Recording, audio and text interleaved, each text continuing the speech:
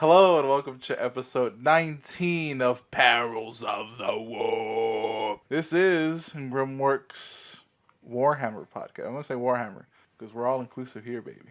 Sort of. Kind of. Yeah, if you're a filthy Xenos, I don't want you. But Yeah. Or a Jew. I didn't say that.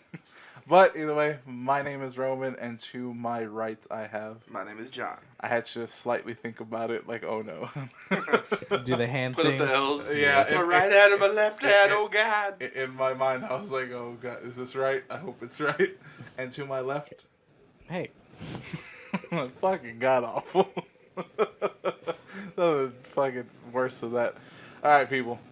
We have some big news. Big news. So we're going to get into some of that news right now. Yeah, the news. That's the news. Breaking report. Another fucking volcano has God exploded. And I'm so scared. Alright, so we're going to fill you in with some... we're going to start with Warhammer Age of Sigmar. There's a lot to cover. They've done a lot of kind of rules and kind of things that they've been releasing on the Warhammer community site. It's all good. It's just a lot, and I can't break it down all because I haven't really played AOS, so I don't want to give you any bad information. Just know, go ahead, go check it out. It's all good. And if you're interested in kind of like developer insight into like developing games, go ahead and listen to the official Age of Sigmar. Stormcast. Yeah, the Stormcast. You can see it on Warhammer TV on YouTube, or you can download it on any of your podcatchers. I think I know I have it on iTunes, so go ahead and listen to that. But this is something that slipped past us last time. The warbands for Shadespire, they are now selling them by themselves. So Ooh. if you just wanted to get the warband, you have no interest in Shadespire, but you do like the models and you want to maybe run that little war scroll, go ahead and get them. They're all for sale. And that includes even the new ones, the latest ones. So go ahead and check that out. As for some, I'm gonna bleed you into the 40k universe, but I'm gonna bleed you in with some books. That's right, because I listen to a lot of audiobooks. So Old Earth is gonna be coming out. There's gonna be the Fabius Bile Clone Lord in paperback. So these are all coming into paperback right now. The other one is Witch Hunter. It is the Warhammer Chronicles. I believe it's the old fantasy lore. So if you're still interested in that, go ahead and check that out. And there also is an audio drama, Faith and Fire, and it is the Adeptus Sororitas. So your Sisters of Battle. Apparently it clocks in at 11 hours, so pretty good. I think it's big bang for the buck. And now on to some more 40k stuff. We know that Warhammer Fest comes to Europe. So Warhammer Fest is, where we got a lot of the information for last episode. They're apparently going to do it in Dusseldorf. Is that a Harry That's Potter? not a That's place. a Harry Potter land. It is. What's Dusseldorf's Patronus? I don't even know what you're talking about. Is the past term or present term Dusseldidis? Dusseldorf. But yeah, Dusseldorf. They're gonna have it there, apparently in the heart of Europe, is what they say. I figure that's gonna be like Dublin or something. It screams Dublin. Dusseldorf seems something like Austrian. Maybe somebody can check that. That's not me. That's not on a computer and maybe talking at the same time. The two other people that are in this. It's in the fucking Czech thing. Republic. I like to. Can we just have this I one? know where Dusseldorf is. I am the. You don't even sound confident. I think Mark's looking it up. Yeah, I think Mark Yeah, I'm gonna is look as it up. well. I just want to keep one of those things like not factual, like how we did for the Imperial Night one. We're just like 17 feet, like a whole mile. Yeah, Dusseldorf's like 3 miles from fucking London. But it will take place August 18th and 19th. So apparently, look for some more news to be coming out then. But yeah, Found it. Germany. Germany. Got it. That makes sense. I said Austria. I was close. Czech Republic is also close. No, it's not. You're terrible at geography. Okay, and we're gonna get into the fucking biggest, fucking hottest, greenest news you can get.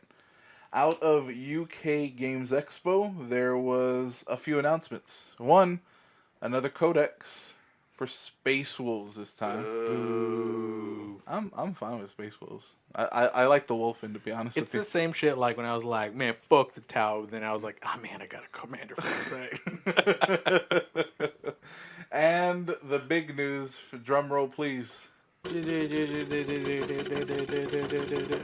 Orcs. Wow. I bet you a lot of people fucking freaking out. A lot of people fucking... And then they're going to be disappointed when it sucks. Probably. No point drops, only point. They're only going to increase points and make them weaker. So, but this is it's pretty big because after that, there's only one more codex. The Emperor. No. The Emperor Codex. No, it's Gene Stealers. And they have a new model for the Gene Stealers. He has 2 heads in one, and they're both sharing a big tongue. He has 3 arms. And a stick. 2 legs, a carapace, and a tail. And he's also holding like a stop sign that he pulled out of the ground, and he's hitting people with the fucking concrete. So it looks pretty tits. So there's a new weapon class, Revar. Yeah. Yeah, it's Bash. Oh, but they did show off this AOS. It's a new Night Hunt. It looks pretty fucking dope. It looks like he's like on a little he's like levitating a piece of like cobblestone, and he has like a mace, like a star mace, just fucking pointed down. And there's a banner ghost next to him, and a trumpet ghost next to him. This thing looks fucking cool. A trumpet ghost. Yeah, trumpet ghost, dude. They're all lungs. Krudos Valentine, the Craven King, is his name. So he's gonna be a new Night Hunt thing. So, Neat. and in the picture, they actually show 2 other silhouettes of 2 other, I guess HQs that are gonna be coming out for Night Hunt. One of them looks like it's riding a ghost steed With kind of like wings, maybe like a ghost Pegasus. I don't know. Where do you see the wings? This right here, and then this right here. Okay, yeah, I can see that. I can see that now. Yeah. I thought you said one of the wings was the head, and I was like, where the hell is the thing? But Because the head's right here. yeah, now I see it. You pointed it out, so thank you. And something that looks like fucking Mortarion. Demon Primarch confirmed. Imagine a fucking chaos god, a Cthulhu chaos god. I mean, it kind of like reminds me of Mortarion, where he's kind of connected by these little kinds of Strands of his hood. yeah, exactly, like those strands that are connected to the base, and he even has little ghosts next to him. Like GW has been really, of what I feel, really into long hoods. I only base that on Mortarion and the Great Unclean One. Oh, the Rodigus. Yeah. the special That's character. just a Nurgle thing. Huh, just wearing hoods? Yeah, the long fucking tattered hoods. But don't they want to show off their gross bodies? Yeah. That's why they only wear the hood. Oh god. Why? I had some guys who came into a shop and they were considering, they're like, I don't know, the Great Unclean One's way too much money. So they were considering getting a Mojo, the Marvel Legends Build-A-Figure. Really? And they're like, maybe we could just use half of the top of Mojo. That could work. I used the Jabba to make the old named character before Rodigus. It was Korgath. Yeah, Korgath, the Plague Father. Yeah, because he didn't have a model, so it was just kind of like, oh, make your own. Well, And a lot of people would use Great Unclean One models, but Korgath was not a Great Unclean One. He was a Nurgling that rose to power. just a very clean one. Yeah, so I used Jabba the Hutt. I just cut off the tail and Worked. You probably could have left the tail and been like, yeah, it's fine. But, alright, so there we go. So there's going to be some more AOS. There is going to be some more updates to Shadespire. They said that there is going to be some more cards that are going to be coming out that change the meta, as they say. So it looks pretty cool. They have a couple of things that you can read I think one of them is for. It says score this at the end phase of your leader. If your leader is on the battlefield and was the target of 3 or more attack actions in the preceding action phase. And apparently he can get 2 gold off of that, so that's pretty good. Now, the big fucking news, ladies and gentlemen. Necromunda just previewed Caldor. That's my fucking group. Apparently, reading this, they're super fanatics for the Emperor. And they use rat bombs. So, that's my faction for Necromunda. I'll be playing them as soon as I can. So they're just... Yeah, they're just fanatics. Huh. They look like chaos cultists. They do. Yeah, see, I thought that's what they were. No, they're like super fanatical emperors. So when I saw the meme where it was like you versus the guy your chick tells you not to worry about, and the side picture was the custodes, I didn't understand it, but now I understand it. Yeah, bound together by an unshakable fanatical faith in the Emperor and armed with all manner of homemade weapons and armor that are hell-bent on bringing their fervent worship to every dark corner of the Underhive, and woe betide those who stand in their way. So, Neat. they look pretty cool. It looks like they just fucking wrap guns on top of like just sharp metal objects, and that's all they do. We don't really feel like making guns or anything, so Yeah, can we we don't just feel like making improvements on weapons. Just Duct tape. just glue what you could. We'll finish it out in the rendering process. What about that new Jinx here? I don't know. Have them fucking rip out a stop sign. I don't care. God, how do we protect ourselves against rebar? You don't. you don't just. What do you think? These guys wear armor? Just get outta good, here. scrub. And apparently, there is gonna be some more Lord of the Rings stuff. So I'm kind of excited about that because me and Trent were talking about. Yeah, we don't talk about that shit on this show. So, Lord of the Rings, there's going to be a battle of Pelennor Fields. That's the fucking sweet-ass battle in the 3rd movie, if you've seen it. It's fucking awesome. Where they It's bring even- the ghost. I and can they be killed by lose? no Yeah. man. I am no man. That was the worst part of the movie. That was terrible. Even though it was... that line, I don't think, was in the book. I haven't read that book in a long time, so I can't say for sure that it's not in the book. But I don't think Tolkien would make the fucking... be rolling out that cheesy-ass line. I'm sure he would. He was very racist. It was evident in all of his writings. He's not racist. He just has ideas. Yeah. But yeah, that's pretty much all the news besides what our main topic is going to be. Gigantic robots. Robots. In the 21st century. 20 or the 41st century. Whatever. But yeah, Imperial Knights just went on pre-order last week as you're listening to this, and will be available the Saturday after you hear this. And So everyone's losing their collective shit. yeah. So what's for pre-order is data cards. There will be A metal ruler. there will be a metal ruler. There is a tactical objective specifically for them. There is dice that look okay. I'm not dogging the dice. There will be the Helverin Armigers, which are the small robots. But These guys are pure range. yeah, Whereas the ones from Forgebane had a kind of okay gun and a kind of okay sword. These guys just got 2 guns. That's it. It just looks like little lancers. yeah, the ones that they have now are like, I think they're autocannons or autocannon-like. Autocannon-like. And then they have another carapace weapon. Oh, okay. So they're gonna be You think they'll sell those things separate? No, they're No. 2 per box for $75. 2 per box. 2 per box. Oh, I thought they would sell the weapons individually since people already bought the Forgebane stuff. No, No, because then you wouldn't spend more money. Oh. Yeah, because- doing and- the Tony thing. All companies want our money. yeah, they gotta have that. Yeah. Come on, Oh. you gotta make money, baby. True, I know.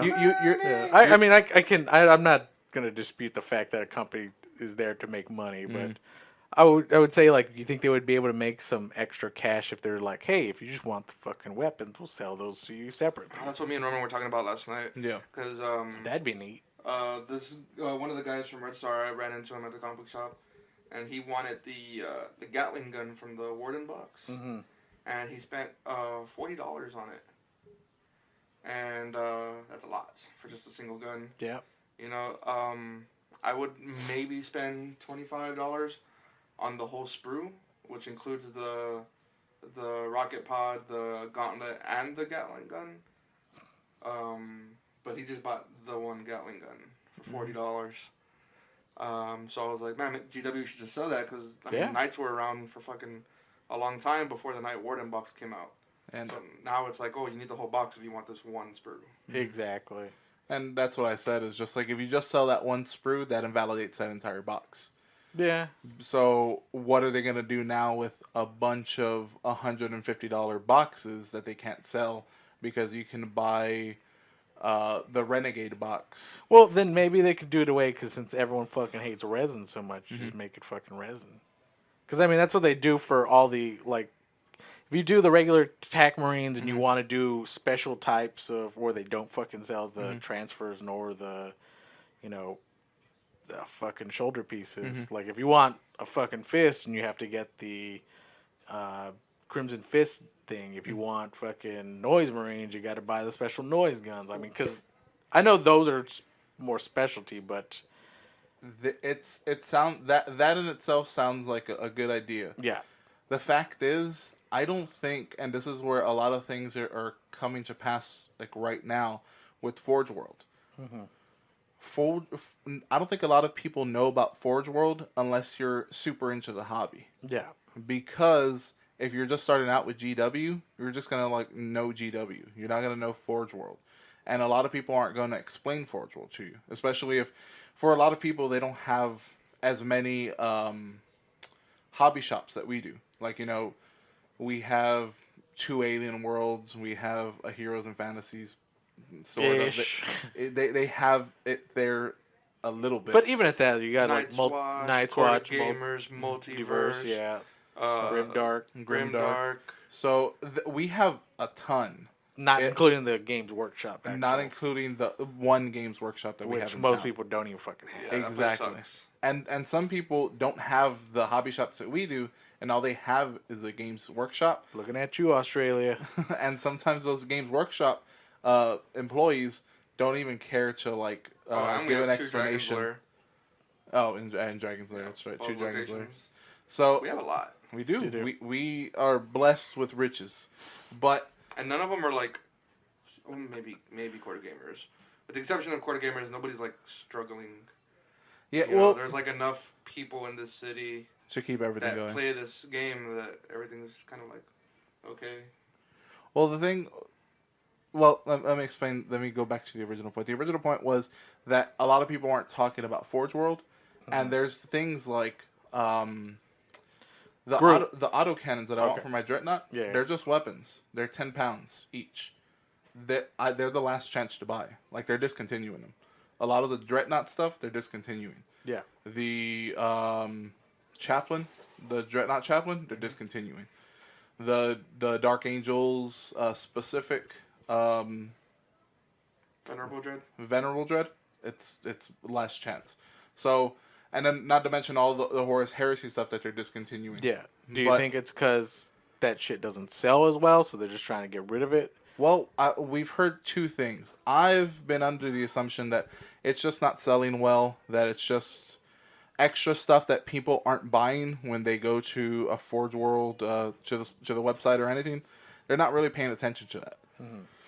We were talking to X, a local gamer here, and he was talking about Forge World a bit, and how Horus Heresy seems like it might be dying, and how they might not be supporting it much further. They might try to finish off Primarchs because everybody likes Primarchs, of course.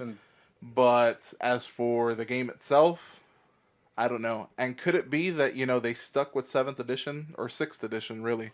That they stuck with the older edition and just didn't change much, just a few things here or there, that there's not a lot of people playing it?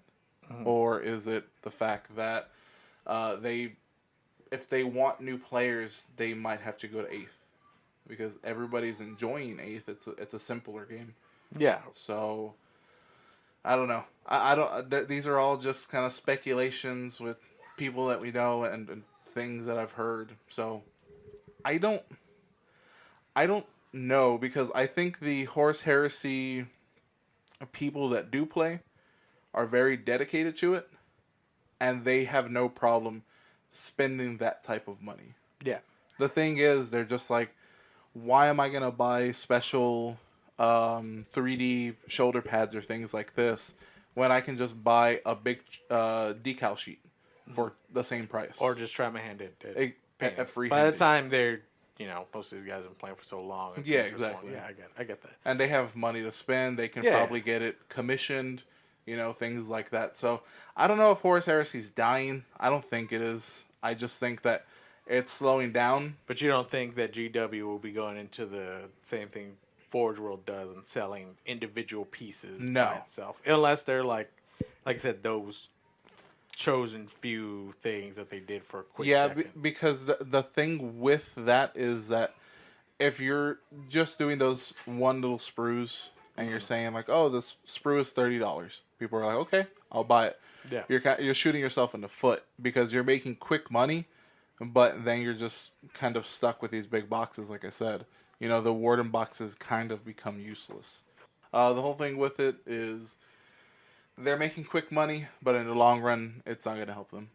So, but I can, I don't know. I guess I guess it makes sense. for us that are, poor, we don't have that much money to be spending on it, but we choose to play this game anyway, we would appreciate. Like, if I could buy a Helverin thing for $10 and it's just the arms and the Carapace weapon, yeah, fucking awesome.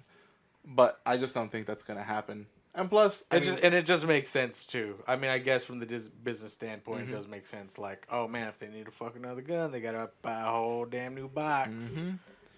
But here's the thing: is like they were doing this before, like before Good Guy GW, like 2 years ago. They were doing this, and people were fucking outraged. Now they're still doing it. They're just putting a different spin on it, and people are like, "Yeah, all right, I'm down." So it's just like it's the same bullshit. It's just a different marketing. It's just a different PR. Which I mean, and that jumps into the other thing of the new the Imperial Knights when we get into it. And I saw a picture of it in that new one with all the fucking guns all over it, all over his titties and everything. I thought it was gonna be bigger. Yeah, I thought it was gonna be bigger. It's just the same thing. It's head and shoulders bigger than a knight. yeah, like the Like it's where the knight ends, the castigator's shoulders start. Yeah, I think it's working off of like the same frame for like the legs and stuff, and it's just using different armor plates to bulk it out, which I'm fine with. It's cool because those were super easy to put together. So yeah, and then it's not like they're charging you like a ridiculous price. Yeah, knight's $150. The new knight is $170. So yeah, so $20 more, and you're getting fucking fuckloads more fucking firepower. So, along with the pre-order stuff, the Helverins, which 2 for $75. Then there is going to be the Castigator, I believe is what it's called, or Castellan is what it's called. And there's going to be 2 different versions that you can put together in there. For $170, they're also going to re-release Renegade for $190, I believe. Which is cheaper than the first time. Which is cheaper than the first With time. a better piece of terrain. Yeah. Oh yeah, that's right. Oh, the train's gonna come out, and it's like $25. Yeah, it looks the train pretty comes good. It's the Insector Imperialis or whatever. I think they're getting good with these box sets. Yeah, and there's also the new knight, new knight. That won't be released until later though. Yeah, I have some rebuttals for that because people are losing their shit over that. But let's get into it. We're going to get into the main topic with the Knight Castigator. Imperial Knight. So the Codex is available for pre-order. Go ahead and pick that up. I know I'm going to. I'm going to pick one up too. Yeah, I'm going to pick up the Codex. The Big Knight I am going to pick up, but I am not going to get it. The release date, I'm gonna wait about a week or two and get it. I'm putting some money away, so it's not so much a hurt. When is the release date? Saturday. Sorry. This Saturday. So it would be Hopefully the he can. 9th, I Okay. believe is that. But yeah, I only have so long. I only have so long to be where I'm at before I leave. So I'm Gotcha, gonna probably gotcha. have to pick it up. Mhm. It's my last chance. Oh my god. Oh my god. Why is it your last chance? Probably because I would rarely step into a store. Hey, but do it. but here's the thing: you're gonna have weekends off, Hmm. so you can hit up some places now. That's true. You can if you want, you can tell her, baby, I'm gonna step out for a little bit. I'm gonna spend some money, so you shut up. I'll probably just bring her along anyway, since No, okay, fair since now slowly getting her into it. Oh, But anyways, that's right. keep going. You're feeding her in. That's right. Keep going. All right, so we're gonna give you the stats for the night Castellan. John, do you want to take this, or do you want I to take it? I will go ahead. Nope. So the Knight Castellan has a total of 28 wounds. That's one more wound than Forge World's biggest Imperial Knight, which only has 27 and is a lot more expensive points-wise and cash-wise. Mm-hmm. So, we are Strength 8, Toughness 8, 28 wounds, 4 attacks, which, God, that's so terrible. It gets better, but... Mm-hmm. Yeah. Leadership 9, which is important for Knights now, leadership. And a 3-up armor save. So, if you have half your wounds remaining, you have a 10-inch movement, a 4-up weapon skill, and a 3-up ballistic skill. Okay. Once you go down to your second tier, you're at 7 inches movement, 5-up weapon skill, 4-up ballistic skill. And for your bottom tier, which covers 1 through 7 wounds, you have a 4-inch movement, a 6-up weapon skill, and a 5-up ballistic skill. Okay, so it grows incredibly bad as things go on. Yep. You might as well just fucking abandon it. So yeah, that's the Castellan and the what is the other Virulent is what Valiant. Valiant. Yeah, you're right. Knight Valiant is pretty much the same thing here, but we're gonna go into some of the weapons here. They do have a what's called a plasma decimator. So the standard is 48 inches, heavy 2d6, strength 7, -3 AP and 1 damage. You can also supercharge it for the same heavy 2d6, 48 inches, but it is strength 8, -3 AP, 2 damage, and for each roll of 1, the bearer suffers 1 mortal wound after all the weapons have been resolved. So, basically you're just having a longer range plasma gun. That's pretty much what it is. So that's good. It's like a bunch of plasma guns taped together. Yeah, pretty much. But I mean, heavy 2d6 is going to be insane. That could be a lot of shots. But next up, we have the Volcano Lance. It has an 80-inch range, so anywhere on the table does not matter. Jesus, I think that's what is that now the longest? Is it the longest range? I think so so. far. What, like in weapons in general? In weapons Yeah. in general. Oh, God, no. What is the No, longest one? Imperial Guards have stuff that'll hit 3 tables over and fuck up your other player's game down the way. That's why. I know, I think one gun has like 780 inches or something like that. Why I don't know. the fuck? Why would you need a gun like that? I don't though? know. It's What weird. gun is that? The Earthshaker battery. All right. Fair enough. We can make up shit. Well, Volcano Lance is, again, 80 inches, heavy d6. It is strength 14, -5 AP, and damage 3d6. That's just fun. Okay, so you have a chance at getting 6 shots. If you wound all 6 shots, And say the fucking dice gods are The- with you. the You're dice hitting gods- 6 all. you're just getting 6s all over the place. You can do, 6? I can't even do math right now. What? 3 It would be 3, 9, 9 times 6. 9 times 6 is 54. So you can get 54 wounds out of this bitch if the dice gods are with you and you've been doing some heretical shit. The Earthshaker battery has 240 inches.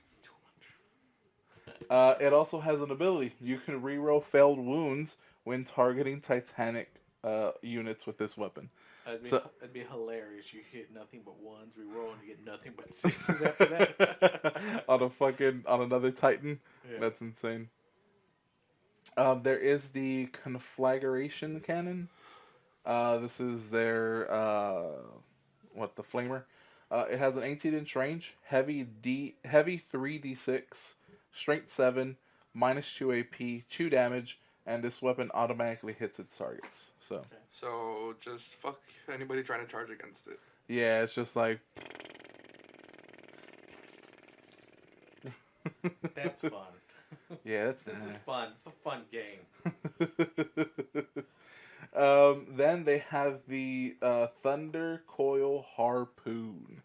That's something that they've been talking about as the strongest weapon in 40k at the moment. People losing. There is one other weapon that has the shit same about it. strength, but not the damage output that the harpoon has. Yeah, so the harpoon, the Thunder Coil Harpoon is 12 inches, heavy 1, strength 16, which is just gonna fucking go through anything. AP -6, so it doesn't give a fuck about your fucking saves. And damage 10. So 1 dice, you can do 10 damage. You can reroll failed hit wounds when targeting vehicle or monster units with this weapon. In addition, if this weapon inflicts any damage, the target unit suffers an additional D3 mortal wounds. So you can do up to 13 wounds. 11 damage minimum. 11 damage minimum. So there you go. That's what everybody's been losing this shit over. The fucking harpoon. And the thing is, they still have 2 more things. They have Twin Siege Breaker Cannon, which is 48 inches, heavy 2d3, strength 7, -1 AP, damage d3. That's the shoulder cannons. They also have a Shoulder Breaker Missile, which is 48 inches, heavy 1, strength 10, -4 AP, and damage d6.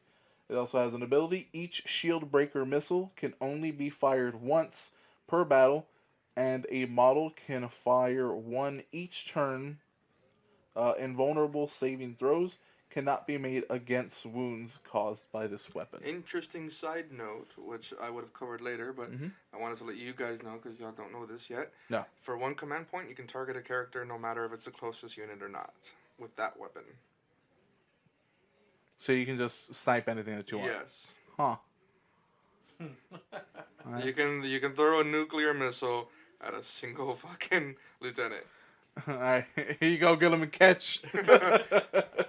Okay, they do cover a few of the stratagems that you're talking about. This isn't it, but I'll get the stratagems because I have the whole list. oh, you have the whole list. All right. Well, we're done breaking down the stats for the weapons and the actual knight itself. John, go ahead and take us into some of the stratagems. Okay. And Well, first we're gonna go with the houses. okay. So the Quester Imperial houses, which are the non-Mechanicus houses. Okay. We have House Terran, which have an extra D6 to advance or charge. Okay. House Catamus, reroll wounds in close combat on anything with less than 12 wounds. So wait, what? Reroll wounds. Mm-hmm. Reroll. Did I say that wrong? Reroll wounds. Reroll. I am an adult. I can speak words. Words are hard, bro. Reroll wounds in close combat on anything with less than 12 wounds. Okay. So character second rolls. There, I got it. House Griffith, +1 attack when charging, charged, or via heroic intervention. Okay. House Mortan, +1 to hit when charging, charged, or via heroic intervention. Okay. And House Hawkshroud has double wounds for stat line purposes when damaged, which is amazing. Okay, so instead of You deteriorate at half the rate. yeah, so at essentially just in terms of So for like the big knight, how we said if it's on 7 wounds or less, it's shit.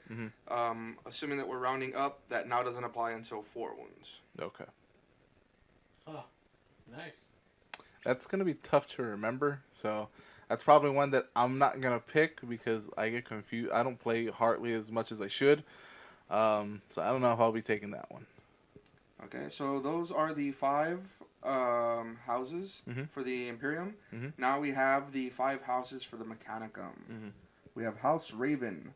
When they make advanced moves, you treat heavy weapons as assault weapons. That sounds like one I might do. Yes, Right. that is very. All right.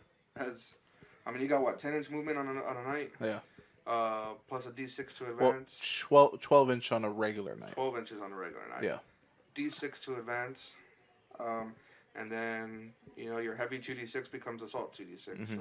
So you're usually moving somewhere about 15 inches normally, and then you have your charge.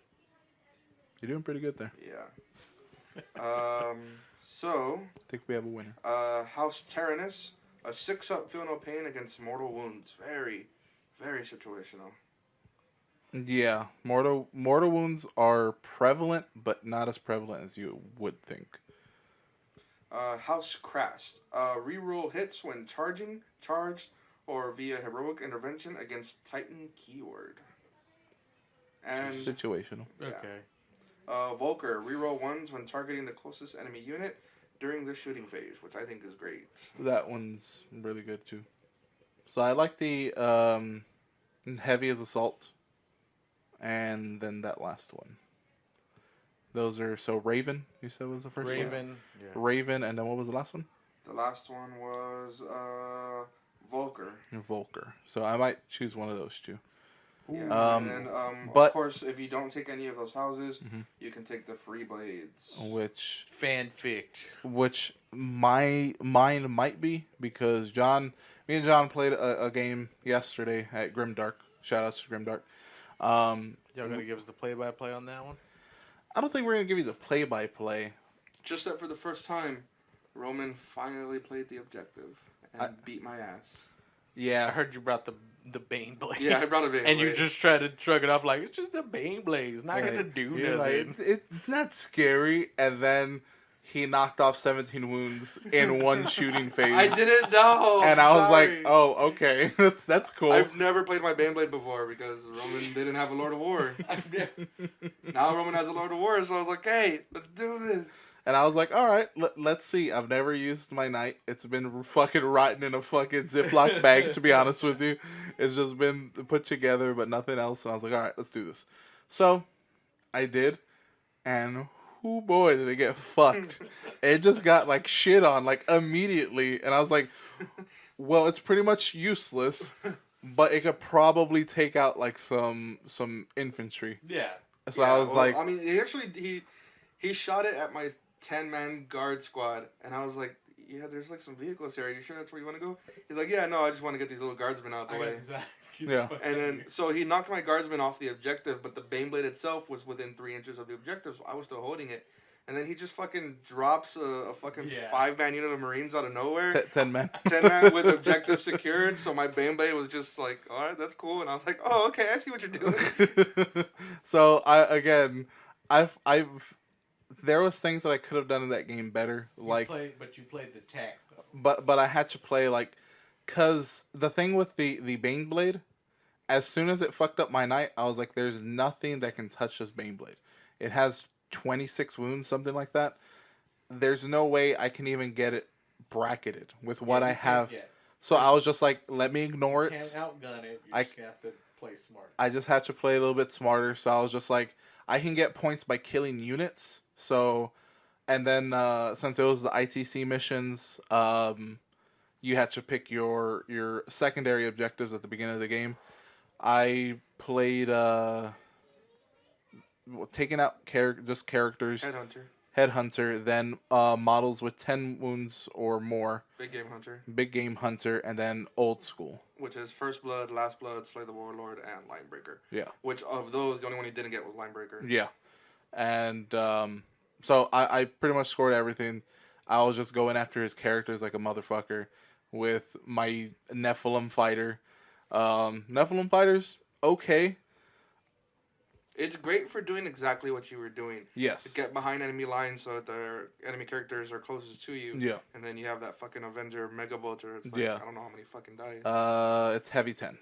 It's heavy 10, strength 6, -1 damage. So it's not terrible, but it's 10 chances to kill guardsmen that are fucking 3 toughness. So with that, it was good for that. But I just played the objective. I think I had like 18-10 was the final score on that one. No, I made it up to 6? 12. Oh, 12. Okay, Yeah, so with my last turn. so 18-12, I believe, was the final score. Yeah, So and like the store was closing because it's in the mall, and they close at 6 on Sundays. Mhm. So I was like, hey, this is pretty much it. Like neither of us can score any more points. We can start putting away. So we can like, oh, he's like, no, I'm gonna kill Gilliman. I was like, all right, fair enough.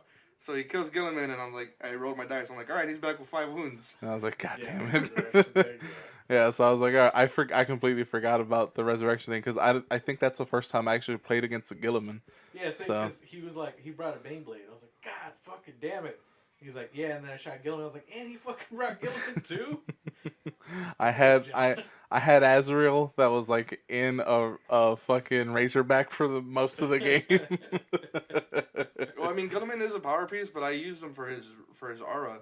Yeah. Because he affects guardsmen, Yeah, and big support. I hit on 4s, which is still 50-50. It's not bad, But Gilliman was letting me reroll those ones. Yeah. Yeah. It's just that he's just hard to fucking kill and keep dead. Mm-hmm. That is very true. Be a big support piece. Like, yeah, I mean, he was. I played him real support. Like, he didn't charge anything until the last turn. Yeah, Mhm. he normally. Yeah, I think that's the way most people play him. Yeah, they tend to use him that way. I mean, the whole thing was like the Thunderhawk Raptor or Thunderhawk Fireship, and then Gilliman. So they would just fucking throw out just a ridiculous amount of shots, and then have him reroll ones. And it's like, all right, I guess so. And that was a strategy for a while. I think in the UK that was like a big meta thing that was happening. But we're not talking about that. We're talking about knights. So Yeah, what else you got for us, John? So unfortunately, I couldn't find a whole lot on free blades. Okay. Basically, what you can do is there's 2 tables. Mm-hmm. The good stuff and the bad stuff. Okay. So what you do is you pick one good thing, or roll randomly to get 2 good things, and vice versa. You can pick 2 bad things, or roll randomly to get 1 bad thing. Okay. Okay, so a couple of the good things. We have Peerless Warrior. When this quality is chosen or generated, roll a d6. On a 1 through 3, add 2 inches to the Free Blade's move characteristics. On a 4 through 5, improve its weapon skill characteristics by 1. Mm-hmm. And on a 6, improve its ballistic skill characteristics by 1. And that stays with it for the match. Okay. We also have Indomitable. Add 1 to the Free Blade's wound and leadership characteristics. Okay. Okay, and then we have 2 of the bad things. Okay. Driven to slaughter. With this, whilst this burden applies, the Free Blade cannot fall back, and its ballistic skill characteristics is changed to 6. Impetuous nature. Whilst this burden applies, every move that the Free Blade makes must take it closer to the nearest enemy model, and unless it is already within 1 inch of enemy units, it must declare a charge against every enemy unit within 12 inches of it during your charge phase. Okay. So, I mean, it's I don't know. If you pick your bad things, Mhm. yeah, you're getting 2 bad things, but at least you can pick the ones that would least hurt you. Yeah. Obviously, if you have a knight warden with 2 guns, you don't want to be stuck in that close combat only mode. Mm-hmm. Yeah. So, I mean, you're going to have to really pick and choose according to what your knight is armed with. And the bad stuff only applies on a leadership roll, which is why now leadership is so important to knights, because you roll 2d6 at the beginning of your turn and subtract 1 from the total. And if you go over your leadership, the bad thing applies. If not, you just act like normal. Okay. The good stuff always applies. You Yeah. don't have to roll for that. Yeah. Okay. All right. What else you got? I know you got a lot. Oh, I got a little bit more. Okay, so now we have stratagems. And a few other things. So, Imperial Knight special rules. Quester Allegiance. Imperial Knights have a second layer of faction keywords, whereas most factions have a single subfaction, such as Ultramarines within the Space Marine faction. Knights must also declare allegiance to either the Imperium of Man or the Machine Cult of the Adeptus Mechanicus. Knight Lances. If your army is Battleforged, select one model from every Imperial Knight detachment. Those models gain the character keyword. If you have at least 3 Dominus and or Quaestorius class Knights in the detachment, or any combination thereof, you gain the listed command benefits. So any knight that's a character can take a warlord trait or a relic. So you can. This is where you really are probably going to use your stratagem that lets you take extra relics in your army. A lot of armies don't use that. This one probably will be, because the relics and warlord traits are fucking amazing. Fair enough. So now we're going to go into stratagems. We're not going to cover all of them because obviously there's kind of a lot. So we're just going to go over some of the better ones. We have Ion Aegis, 2 command points used at the start of your opponent's movement phase on a Dominus class knight. That model cannot move until the end of its next turn, and friendly Imperium units wholly within 6 inches have a 5-up invulnerable save. So you're using your Dominus. He's instead of moving, he's concentrating on protecting the people around him. Okay. Noble Sacrifice, 2 command points used when a knight is going to explode. Armigers and Questor Knights go boom on a 4-up. Dominus Knights roll 2 dice. If either one of them is a 4, it explodes. If both of them are a 4 or better, then the blast radius is 3d6. Okay. This one, there is a relic that improves your invulnerable save by 1, taking you up to a 4-up invulnerable save. Okay. You can add that to the stratagem. Rotate Ion Shields. It's either 1 or 3 command points. 1 for small knights and 3 for the new big guy. Okay. The Dominus. When used, one of your knights, when targeted in the enemy shooting phase, you get +1 to your invulnerable save to a maximum of 3-up. The 3 command points kicks in when it's used on a Dominus class. So take the fact that there's hardly any guns out there that's gonna hurt you. Blast cannons, missile launchers, the shadow swords, fucking huge thing. Yeah. And add your 3-up invulnerable save to that. So you're even more sturdy than you thought you were before. Okay. This starts to beg the question: are knights broken now? A lot of people are thinking that they are. Roger X yesterday said that knights are just going to completely fuck up the meta, and he's just going to chill with 40k for a while, concentrating on Age of Sigmar. Because his codex is just...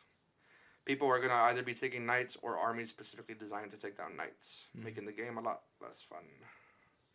Yeah, I can see that. We'll see what happens when the knights actually come out, and you see... see how everything kind of shakes out. But it's looking more towards knights. Like, there's no reason not to, since armigers of both kinds are going to be knocked down to about 178 points or something like that. Yeah. They're pretty. They were like 220. They were 220. So you're already like 42 points down, I think, like regularly. You can expect. I mean, I took a paladin yesterday. The paladin has the battle cannon, not the Avenger style, but just a regular battle cannon that it had, and it has a chainsword with the cheapest carapace weapon that you can take, which is 16 points, and that was 458 points. The chassis for all of those mid-level knights, as I'll call them now, is actually going down in price. The battle cannon staying the same. The Gatling gun is going down in price, but the chassis itself, just starting off with the knight body, that's going down. Okay. Yeah, I would assume it's going down. I just don't know by how much. Yeah, I'm guessing a pretty significant amount, because the Dominus is only 550 points, more or less. So probably about 100 points cheaper. Maybe about 70 or so. Hmm. You're definitely gonna be able to fit a lot more of them into your 2,000 point list than you could before. Yeah, that's the whole thing with this being essentially just like a full grown army now. Like, there's why wouldn't you take this instead of some other stuff? Starts begging that question, but we'll see. I'm not a fucking negative Nancy just yet. We'll see how it all shakes up. So, Exalted Court, 1 or 3 command points. Used before the battle. For 1 command point, you can make a second Questoris or Dominus Knight a character. For 3 command points, you can do so for 2 more extra knights. With Knight Lances rules, this means you can have 3 character knights in a single detachment. They also gain a Warlord trait, although you cannot have duplicate Warlord traits. Oathbreaker Guidance Systems, 2 command points. Used when firing a shield breaker missile. That missile can target an enemy character, even if they are not the closest enemy model or are not in line of sight. I didn't realize that. Huh. This just makes it even more fucked up. Okay. So again, the shield breaker missile is 48 inches, strength 10, so it's winding Gilliman on 3s. AP minus 4, so Gilliman's on a 6-up armor save. Mm-hmm. D6 damage and ignore invulnerable saves. So things like Demon Princes, Custody, Shield Captains, on jet bikes, a lot of Psychers that don't have armor saves because they have invulnerable saves. Those are just, fuck you. Just get off the table. I don't like you. I don't want to see your face. Fair enough. Full Tilt, 2 command points. Used in the charge phase. 1 of your knights may charge even after advancing. I'm down with this. I just want to get a fucking knight And my personal favorite. Death Grip, 1 command point. Used on 1 of your knights with a Thunder Strike Gauntlet, or a relic version of the Thunder Strike Gauntlet. Make 1 more attack with the gauntlet against an enemy unit that consists of 1 model, and if it hits, you deal D3 mortal wounds. Both players then roll off, adding their strength characteristics, which is unmodified, so 8 for a knight, not the times 2 for the gauntlet. Both players then roll off, adding their strength characteristic. If the knight player rolls higher, you deal D3 mortal wounds. If the enemy rolls higher, their model escapes any further damage. Both players continue this roll off until the model is crushed or has escaped. So you just keep fucking... You just grab them in your fist and just keep fucking squeezing. Until it's dead. Alright, I'm tired. Which is usually, if you can do it like twice. It's pretty good. Yeah. Twice you're killing an enemy character, so it doesn't really matter at that point. Huh. Alright. So if you can win 1 roll off, you could probably kill 1 character. That's kind of fun, though. It does. It makes that gauntlet worth taking now. Yeah. Because before it was fucking shit, even though I liked it. Mm-hmm. I liked it in 7th because when you threw the vehicle or monster, you got a large blast template. Yeah. Now it's just D3 mortal wounds. Mm-hmm. If you hit, you still need the 4-up to hit. Mm-hmm. I just want to... I'm sorry. little sleepy here.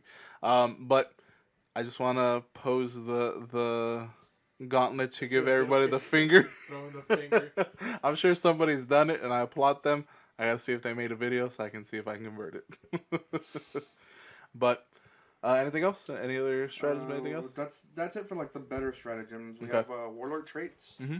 We have cunning commander. Once per battle, you may reroll 1 hit, wound, damage, or saving throw for your warlord. Additionally, you gain 1 command point if your army is battle forged. Okay. Ion Bulwark. If your warlord has a 4-up invulnerable save versus ranged attacks, which is what you would also add the command point thing. Okay. To Gotcha. to make it a 3-up. Knight Seneschal. I don't know how to say that word. Add 1 to your warlord's attack characteristic. Landstrider. Add 2 to all advance and charge rolls for friendly household knights within 6 inches of your warlord, including your warlord. Blessed by the Sacristans. Choose 1 non-relic weapon on this model for each unmodified wound roll of 6. The weapon deals a mortal wound in addition to any other damage. You throw that on a gauntlet, on a fucking Gatling gun. Mm-hmm. Yeah. Yeah. It seems like. Sorry. It seems like the knights are something to be wrecked with, which fits. I mean, the knights and warlords and things like that are supposed to be the thing that you fear. Now, if they are gonna be a big problem, I think that they like tournaments might enforce rules like you can only take one of any class, maybe, or if you're taking, the armaglaves or whatever the hell, maybe two. They might start imposing that if it gets too out of control. But we'll see. The last warlord trait is fearsome reputation. Enemy units subtract 1 from their leadership characteristics while they are within 12 inches of your warlord, and subtract 2 from their leadership when they are within 6 inches. Okay. So not great, not bad. Yeah. Just like I said, revolving around that fear aspect. Anything else? I do also have the heirlooms. Okay. Sanctuary gives the bearer a 5 up invulnerable save against melee weapons, in addition to ranged weapons. Okay. So it just gives them a 5 up all around. Yeah. Okay. The Ravager, it replaces the Knight's Reaper Chainsword and has the following profile: Strength +8, AP -4, 6 damage. Mm-hmm. Reroll hit rolls of 1 unless the Knight is House Crashed, in which case you reroll all misses. Okay. The Paragon Gauntlet replaces the model's Thunderstrike Gauntlet. Strength ×2, AP -4, 8 damage. If you slay a vehicle or monster with this weapon, you can throw it at an enemy unit within 9 inches, dealing D3 mortal wounds to it on a 4-up. Also important to note is that there's no -1 to hit on this weapon. So basically for that, it's like the killing blow for a tank. He smashes it. It doesn't fall apart in his hands. He just fucking grabs it and just chucks it. Yep. Alright. Armor of the Sainted Ion. The bearer has a 2-up armor save, which I love. Huh. Okay. Endless Fury replaces the model's Avenger Gatling Cannon. It becomes 36 inches, heavy, 14, strength 6, AP -2, 2 damage apiece. Each unmodified hit roll of 6 scores 2 hits instead of 1. Also, those 6s will be causing mortal wounds. Fair enough. Of course they do. Mark already sounds fucking deterred from playing 40k now. He was all hopped up. Nah, It's okay. AOS will have you. That's right. I did get the demon sluts. Yeah, you got the demon slut, so you're good. You're golden, pony boy. Judgment replaces a model's Storm Spear Rocket Pod. It becomes a heavy 3, strength 8, AP -3, D6 damage. Reroll failed hit rolls. And Sky Shield replaces a model's Twin Icarus autocannon. It becomes 60 inches, heavy 6, strength 7, AP -2, 2 damage apiece. +1 to hit versus models with the fly keyword, -1 to hit versus all other targets. So that was the last of the generic warlord traits and Artifacts. but there will be more stuff geared towards the specific houses. Mm-hmm. I'm sure there will be. I mean, we don't have to wait much longer, so just wait a few more days and you'll get it. Is that everything that you have? All the coverage you got? There was something I read earlier. Mm-hmm. Here it is. This is a stratagem. Okay. Not great, so it didn't make the list, but I want to honorable mention it because I'm probably going to be using it. Iron Hail Heavy Stubbers. For 1 command point that you have to spend before the battle, 1 detachment of knights, so all knights in this detachment, count all of their heavy stubbers as -1 AP. Okay. So it just makes heavy stubber just a little bit better. It just gives them a -1 AP, which you have 2 heavy stubbers per knight if you take a battle cannon, 3 if you take 2 battle cannons. Yeah. Because they have the shoulder-mounted heavy stubber. And then the armigers all have either heavy stubbers or melta-guns on their carapace. So yeah, you can actually have a lot of heavy stubbers on there, which I like because you can load out more anti-big stuff onto your knights because they'll all have the heavy stubbers for anti-infantry. Yeah. So, honorable mention. Yeah, it sounds good. That's something that I would think about taking just because I don't always take the strongest thing. I just kind of take things that look cool or sound cool. And if you get me with lore, I'm fucking in. There is one thing that I did want to say, just because I did find this from the Armators. Their Reaper Chain Cleaver has two separate. Ah, yes, I forgot about that. Yeah, it has two separate profiles. So they're little chainsaw. Slow cutting to fast cutting. Pretty much. It has strike, which is melee. It's strength times 2. So for them, their strength 5. I have no idea. Strength 10. I'll double check that because I'm stupid like that. But strength times 2, minus 3 AP and 3 damage. Okay. So pretty good. Yeah. Then they have sweep, which is strength user.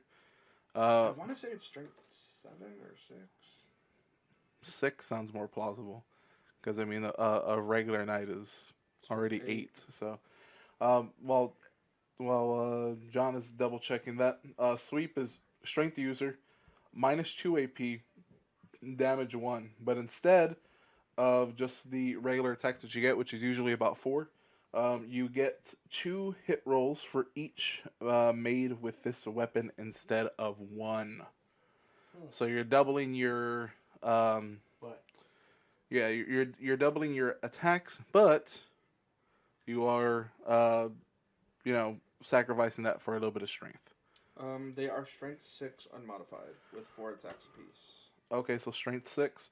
So that means in the strike it's strength 12 minus 3 damage 3, and then strength 6 minus 2, and they have 4 attacks, correct? Yeah, so it becomes 8. So it becomes 8 at strength 6, which is good for Good for taking out mobs, which is what it's made for. Yeah, so it seems like they're giving those chain gleaves something to kind of deal with bigger shit like tanks, rhinos, kinds of things. Which is it's a really big deal for knights. It's one of the things that's making them more competitive, because of the fact that even if you took 3 or 4 knights, you still suffered at the hands of orcs and tyranids because you just you get rolled over by model count. Now you're getting more attacks to hit small things. Because if you got swarmed by 30 Tyranids, you only have 4 attacks. You're not going to hit all 4. So, I mean, yeah, you're doing 13 damage to 1 Hormagaunt, but that's overkill. Right? Yeah, it doesn't do anything other than that. There's no kill quite like overkill. So, if you want to get into the conversation and think that knights may be too OP at the moment, or if you think that they're just being a little more competitive, go ahead and leave it. Let us know how you feel about fucking Canis Rex and them holding out. Okay, first of all, you said just right now why it's not a big deal. You said it a little bit earlier when you were using the what is it that you use Jabba for? The Plague Father, what's his name? Korgath. Oh yeah. Korgath, the Plague Father. Come on, it didn't have anything. It didn't have an actual model like at all. So they were just saying, "Fuck it, you just fucking choose whatever you want, and you can use the rules for it." Rex is a model, is going to come out, just not with everything else. You're being a spoiled bitch right now. That's it. You're not. It's not anything. It's not that I'm being a spoiled bitch. No, everybody's being a spoiled bitch about it. You know why I really wanted to come out right now? Why? Because I have the money right now. And in 2 weeks, I probably won't. You know how I am with money. Okay, well, whose fault is that? That's your fault for being bad with money. I'm just saying. It's not GW's fault for being like, we have this model. We're going to release it. It's just going to take a little bit longer than we thought. It's stupid. It's not stupid. You can fucking use a regular knight that you're going to buy anyway. Because it's a Dominus, right? No, it's not a Dominus. It's just a regular? Yeah. So you already have the fucking knight, most likely. Just use a fucking engine seer. That's like, oh, that's the other dude when he fucking dies. It doesn't matter. Explain it to your opponents, because it truly does not matter. You're gonna get it. They even said later this year. You're not waiting until 2019. It's just like, oh, you're probably gonna get it around maybe October or something. Just fucking deal with it. Stop being a spoiled bitch. I want Canis Rex. I want him You see, now. that's spoiled bitch talk. Let's be honest. You're gonna get it, and you're not gonna put it together, and you're not gonna paint it until like, who knows when from all the other stuff you got to put together. It's true. And paint. You just said yesterday that you just started to put your what is it? Lord of Skulls. Your Lord of Skulls, and you've had it in a box for a fucking year. A literal year. I remember you were like, I fucking bought it, and I was like, you idiot. And I heard nothing after that. Yeah. Not until he's like, there's an apocalypse game coming up. I gotta get it ready in a month. And he starts fucking stressing out. So that seems like a good segue into fucking hobby progress. What has everyone been doing? Apparently, we already spoiled John's. What have you been working on, John? I've been working on Lord of Skulls. Dick. Has it been fun? It's been fun. Okay. Well, There's funny enough, this thing is fucking covered in skulls. Like, I don't know. I would assume. Is he dragging his little caboose, or do you have the chicken walker legs? No, he's on the tank wheels. Okay. Okay. So he's rowing himself down the road. I always thought it looked funny too. Just Yeah, like 'cause a he has, big like, old this- body. Yeah, it looks all like fucking badass. Yeah. And then he just has like. He just has these little. He has this fucking little canoe. You know, when body. when we actually first started playing it was 40K, they for being fucking British, they need work. On their teeth. they need work on their fucking like punctuation or something because 4 years ago when we first started playing Warhammer, I thought it was Khorne, Lord of Skulls, like the demon god Khorne, like that's Khorne. Yeah. And I was like, why don't they have a Nurgle or a Slanesh or a Zinch? I don't know, but this is cool. It took me like a year to figure out that it's a Khorne Lord of Skulls. Of skulls. Not Khorne Lord of Skulls.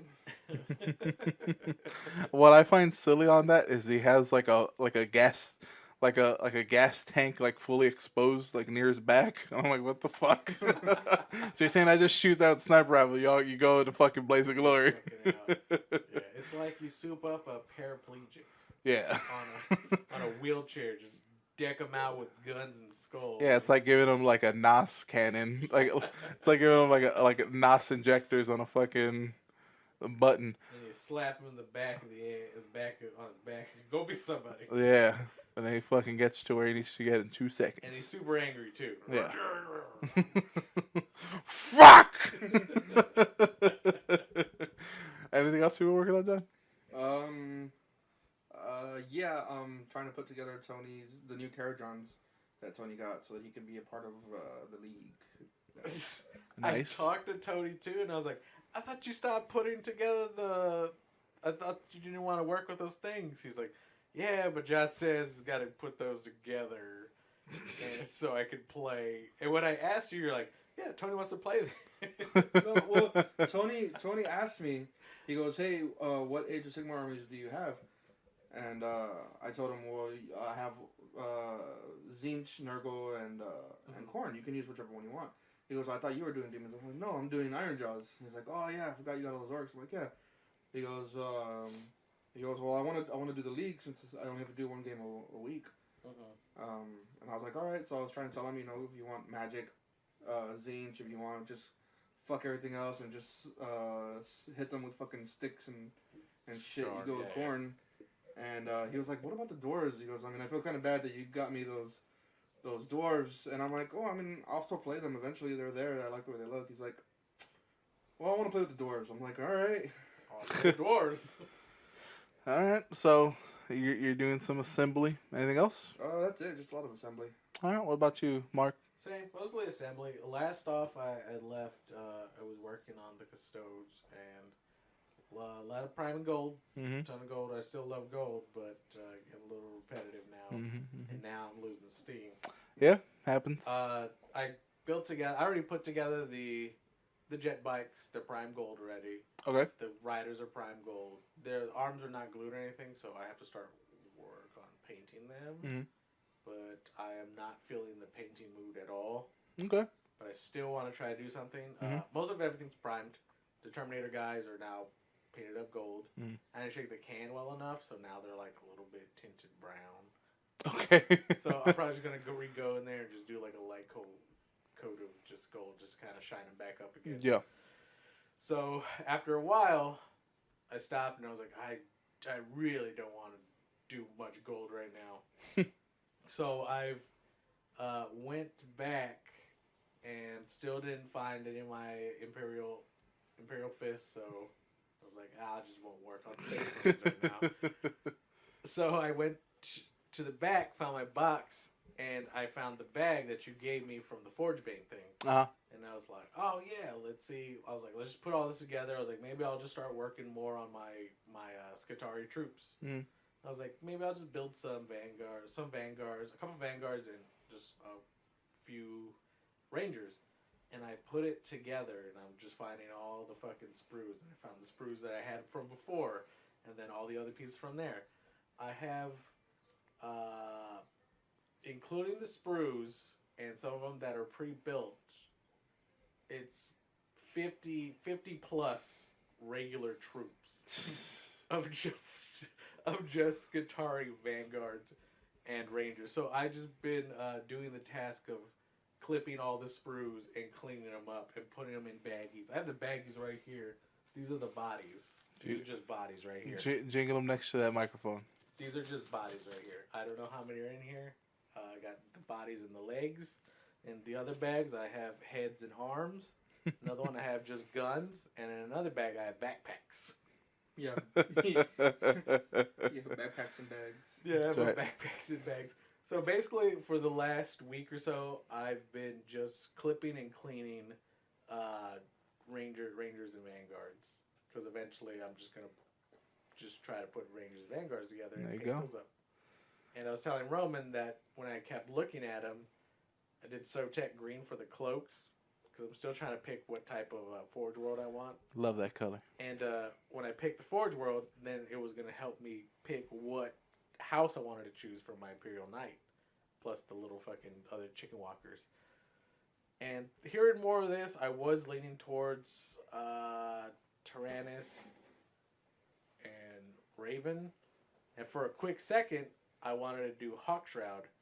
But then I saw Hawkshroud's colors, and I saw it's all fucking yellow. And since I was doing Imperial Fist, I was like, there's no fucking way I want to put a big yellow above. Fuck that. You don't want a fucking banana knight? Yeah. Which would make sense for the Imperial Fist just in color in general. Yeah. So I'm still putting it together and just trying to learn more to see what Forge World I want to go with. All right.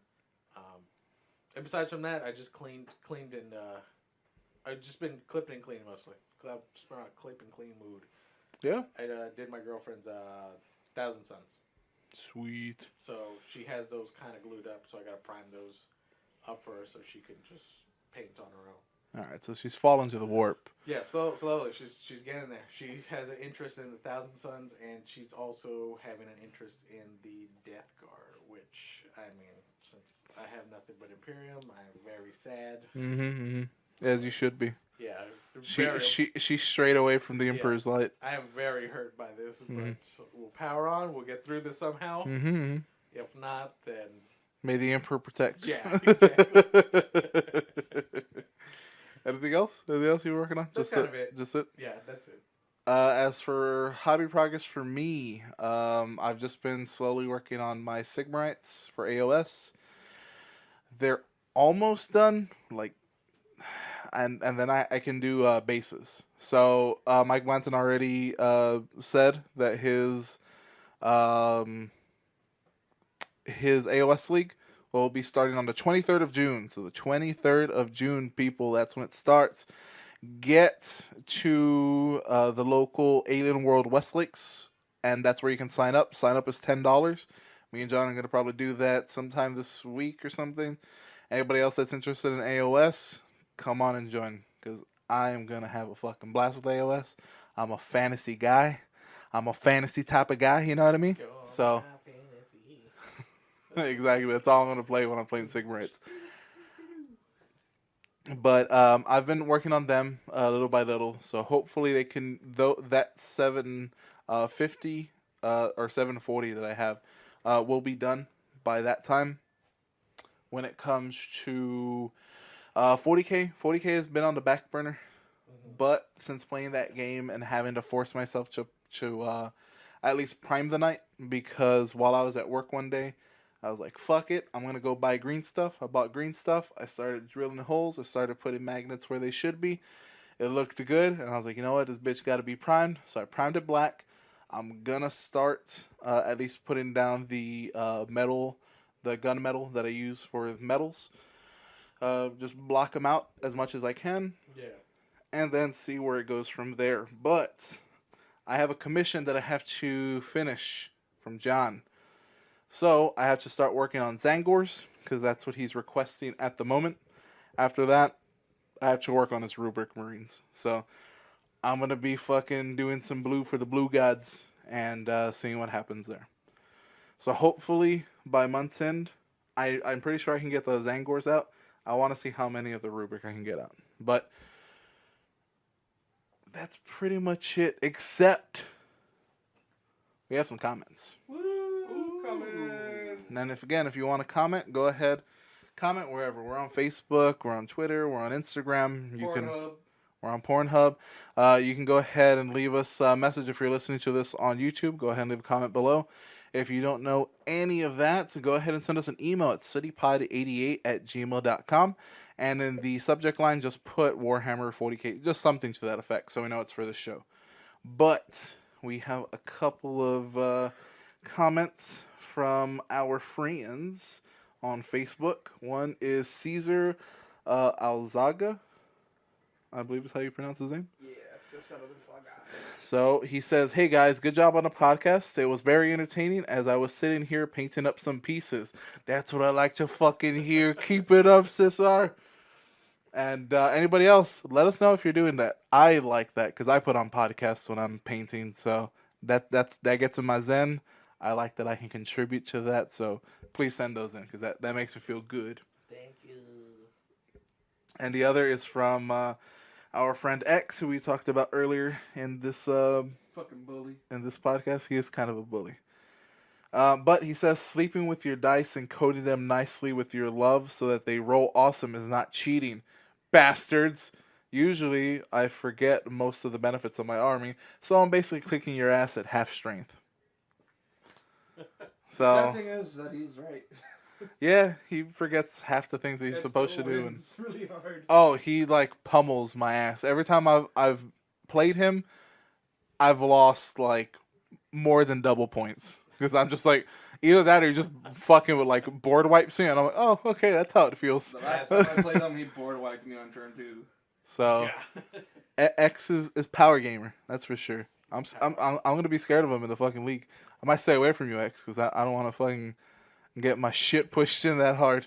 But He's all like, I only have a 6-up armor save. You got 113 fucking skeletons it's true. on 750 points. I don't know how. It's a lot. And then they can keep coming back if he just fucking every turn he can just keep bringing them back. But thank you, X, and thank you, Cesar, for the comments. And anybody else, just keep the comments coming because it feeds us. But the last bit of news that's just hot off the wire, hot off the press, is apparently the Las Vegas Open 2019 tickets are on sale as of right now. No promises on what that terrain's gonna look like. They're good. They actually, what is it? Las Vegas Open is with Frontline Gaming. Frontline Gaming produces a lot of terrain, so they're good on terrain. London GT. We're gonna see what happens there next year. I'm pretty sure they're fucking super upset. They're getting fucking pummeled by everybody.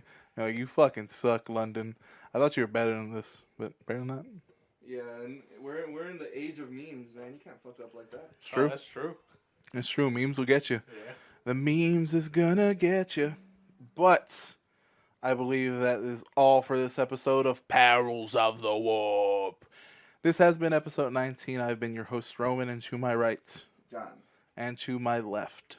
Scoopity poopity. Now he comes up with something, but I had something earlier, but I just... all right. So, like we say at the end of every podcast, We already see said you in the warp.